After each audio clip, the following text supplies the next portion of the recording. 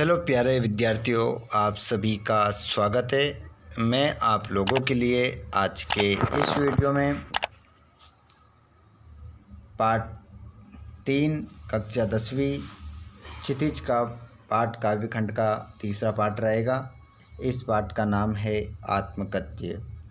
इस वीडियो में मैं आप लोगों को इस पाठ के वस्तुनिष्ठ प्रश्न और इस पाठ से आने वाले वेरी इम्पोर्टेंट क्वेश्चन जो आपकी परीक्षा में पूछने लायक होंगे वो मैं आप लोगों को कंप्लीट करवाऊंगा। आप यदि अच्छे से नोट्स बना रहे हैं तो उनको अच्छे से मेंटेन कीजिए और अच्छे से अपनी फेयर कॉपी को आप तैयार कर सकते हैं। इससे पहले भी हमारे द्वारा पार्ट 1, पार्ट 2 कंप्लीट आपको करवा दिए गए हैं। ये रहेगा पार्ट 3। चलिए जल्दी से सभी लाइव क्लास में जुड़ जाइए और जो दोस्त हमारे लाइव क्लास में नहीं जुड़ पाते हैं उनको भी अच्छे से अपनी फेयर कॉपी तैयार कर लेनी है। साथ में मैं आप लोगों को बता देता हूँ, ऐसे दोस्त हमारे जो घर बैठे अपनी तैयारी कर रहे हैं वे भी हिंदी विषय की अच्छे से तैयारी कर सकते हैं हमारे इस चैनल के माध्यम से। लेकिन उसके लिए आपको चैनल को सब्सक्राइब करना पड़ेगा और घंटे की बटन को ऑल पर करना पड़ेगा। चलिए फ्रेंड्स, तो बिना देर के हम स्टार्ट करते हैं। पाठ 3 आत्मकथ्य। इस पाठ को लिखने वाले व्यक्ति का नाम है जयशंकर प्रसाद। जन्म हुआ है 1889 में वाराणसी। मृत्यु हुई है 1937 में। इनकी रचनाओं की बात करें, कामायनी, आंसू, लहर, झरना, ये चारों रचनाएं इनकी इम्पोर्टेंट है। आगे चलते हैं हम ऑब्जेक्टिव टाइप क्वेश्चन की ओर। जयशंकर प्रसाद द्वारा रचित महाकाव्य कामायनी। कामायनी पर कौन सा पारितोषिक मिला? आंसर होगा मंगला प्रसाद। प्रवंचना का अर्थ है धोखा। जयशंकर प्रसाद अपनी आत्मकथा को बता रहे हैं बोली। जयशंकर प्रसाद गाना नहीं चाहते हैं, उज्ज्वल गाता। जयशंकर प्रसाद प्रवर्तक हैं छायावाद के। जयशंकर की पत्रिका का नाम है हंस। अब इस पाठ के जो वेरी इंपॉर्टेंट क्वेश्चन है, अगर आप सभी क्वेश्चन याद कर सकते हैं तो सभी कर सकते हैं। वैसे मैं आप लोगों को जो मोस्ट इम्पोर्टेंट क्वेश्चन परीक्षा में आने की संभावना है वो मैं आपको बता दूंगा। कवि आत्मकथा लिखने से क्यों बचना चाहता है? तो इसका आंसर हो जाएगा कवि जयशंकर प्रसाद के मित्रों ने उनसे आत्मकथा लिखने को कहा परंतु वे राजी नहीं हुए। उनके अनुसार उनका जीवन साधारण रहा। उन्होंने कोई महान कार्य नहीं किया जिसका उल्लेख आत्मकथा में किया जाए।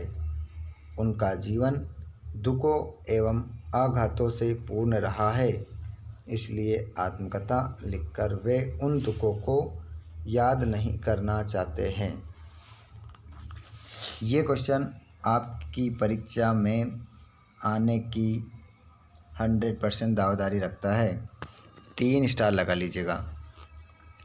अगला क्वेश्चन है, आत्मकथा सुनाने के संदर्भ में अभी समय भी नहीं, कवि ऐसा क्यों कहता है?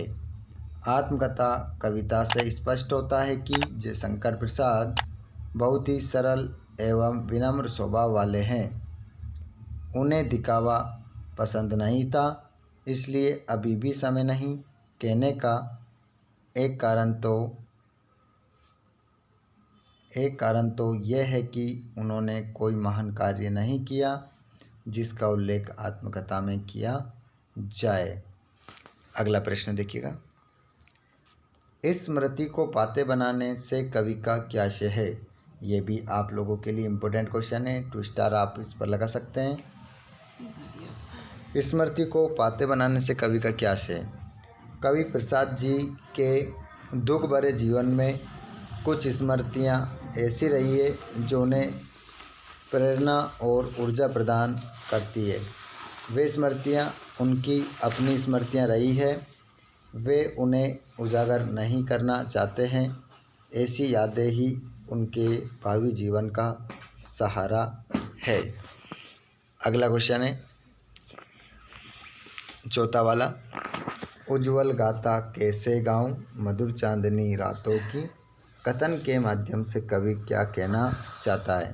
तो आंसर आप लिखेंगे, इस कथन के माध्यम से कवि प्रसाद कहना चाहते हैं कि मधुर चांदनी रात में मैंने प्रिय के साथ जो पल बिताए थे वे मेरी निजी संपत्ति है, इसलिए आत्मकथा में ये सभी बातें नहीं कही जा सकती है। वे स्मृतियाँ मेरी प्रेरक हैं, मुझे उनसे प्रेरणा मिलती है। अगला क्वेश्चन है पांचवा, कवि ने जो सुख का स्वप्न देखा था उसे कविता में किस रूप में अभिव्यक्त किया है। तो कवि प्रसाद जी ने जो सुख के स्वप्न संजोए थे वे उन्हें प्राप्त नहीं हो सके, इस तरह वे स्वप्न अधूरे ही रह गए। फिर भी उन सुख के स्वप्नों की स्मृति उनके हृदय में आज भी मौजूद है। इस कविता में सुख के स्वप्न की मधुर स्मृतियों को अंकित किया गया है। चलिए आगे चलते हैं। अब देखिए अगले अध्याय में, अगले वीडियो में मैं आप लोगों को अध्याय नंबर 4 करवाऊंगा, जिसका नाम है उत्साह और अट नहीं रही। ठीक है, अध्याय 4 में मैं आपको करवाऊंगा। इस पाठ को सूर्यकांत त्रिपाठी निराला है, इसका ऑब्जेक्ट करवाऊंगा, फिर उसके बाद प्रश्न उत्तर करवाऊंगा। उससे पहले आप सभी को अगर वीडियो अच्छा लगा हो तो वीडियो लाइक ज़रूर करें, अपने फ्रेंड, अपने भाई बहन, अपने यार दोस्तों को ज़रूर शेयर करें, और आप चाहते हैं चैनल को सब्सक्राइब ज़रूर करें कि हर वीडियो आप तक पहुँचे, तो चैनल को सब्सक्राइब ज़रूर कर लीजिएगा। धन्यवाद।